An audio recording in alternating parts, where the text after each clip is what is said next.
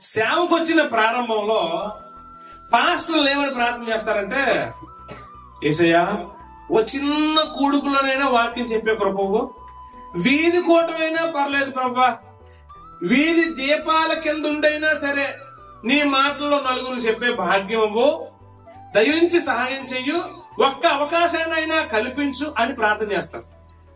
దేవుడు వారి ప్రార్థనని వారికి అవకాశాలు వెంబడి అవకాశాలు ఇస్తారు.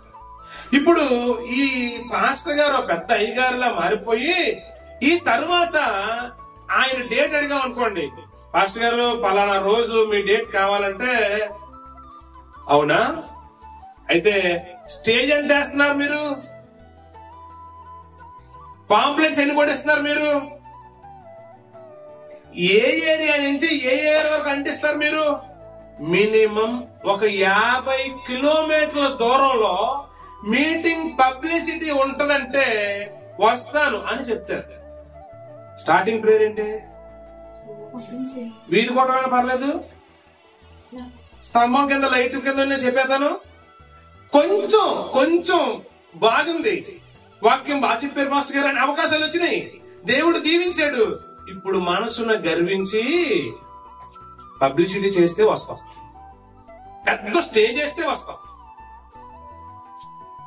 మినిమం ఎంతమంది వస్తారంటే కూడుక్కి, ఓ 100 మంది. అలాంటి చిన్న చిన్న కూడుకులకు రాము మేము.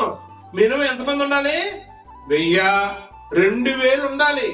అదేంటి ఇద్దరున్నా పర్లేదన్నా స్టార్టింగ్ లో, ఇప్పుడు ఎందుకు కాదు నొప్పుకోవట్లేదు నువ్వు అంటే, నువ్వు స్థిరపడ్డావు, మనసును గర్వించినప్పుడు ఏమవుతున్నావు, చెడిపోయావు.